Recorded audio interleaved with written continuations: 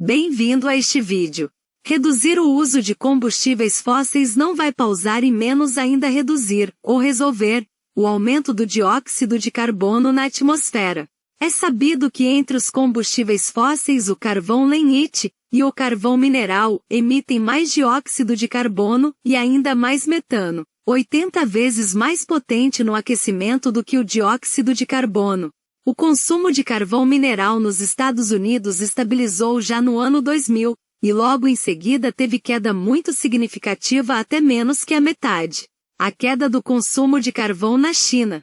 O crescimento do consumo de carvão mineral na China teve queda muito significativa a partir do ano 2000 e se tornou negativa antes do final de 2014. O consumo de carvão, lignite na UE, União Europeia, está em queda para menos do que a metade desde 1990. Por enquanto vou mostrar umas imagens divulgadas pela S-Europa. Eurostat, BP Statistical Review of World Energy 2021, entre outros.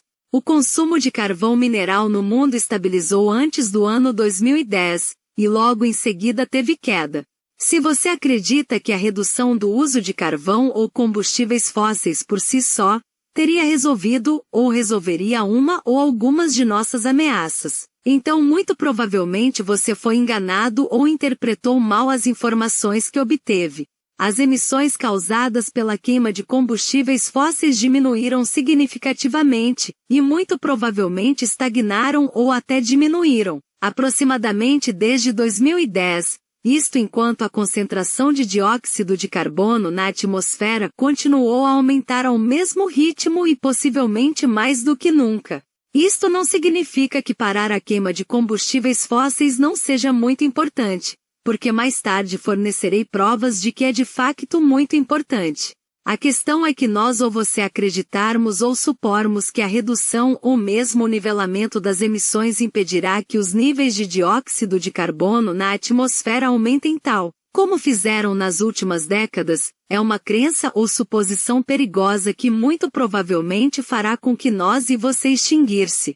A questão é que existe outra causa de emissões que está claramente a aumentar, causando um crescimento exponencial.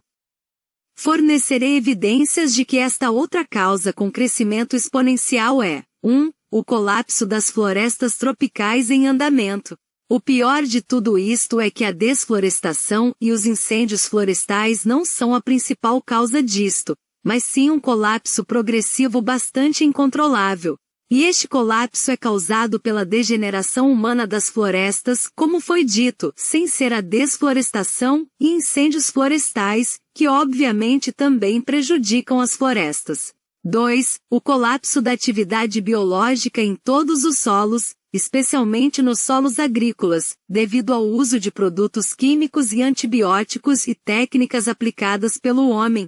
Por enquanto apenas menciono a explosão desde 1995 do uso de antibióticos na agricultura, especialmente a aplicação de antibióticos nos solos. É óbvio que esta utilização massiva de antibióticos na agricultura poderia aumentar a resistência a controles, que é mais um fator principal da tempestade perfeita que, em associação, também começou o seu crescimento exponencial em 1995 e a consequente tempestade perfeita é cada vez mais alertada pelas organizações mais competentes. Por enquanto vou mostrar umas imagens divulgadas pela CDC, One Health Trust, Dr. P. Macmillan, entre outros. Também é importante que os antibióticos mencionados tenham nomes que não sugerem de forma alguma que sejam antibióticos. Isso faz com que uma afirmação aparentemente estranha, feita por pelo menos um representante importante de uma importante organização de saúde, seja de fato bastante precisa e indicada, é de grande importância dela ser prevenida e combatida, em conjunto com outras causas da tempestade perfeita que incluem o aumento das concentrações de dióxido de carbono. Para resolver esta situação e evitar o pior, o público em geral, etc., precisa de 1. Reconhecer o fator emissor ainda não reconhecido, que é obviamente dominante e em explosão, aumentando exponencialmente. 2. Desenvolver um plano de ação e ações que ataquem primeiro o fator emissor dominante que está claramente fora de controle, e reduzir ou zerar o uso de combustíveis fósseis. Uma iniciativa que é amplamente apoiada, mas que já é provada de não ser o suficiente.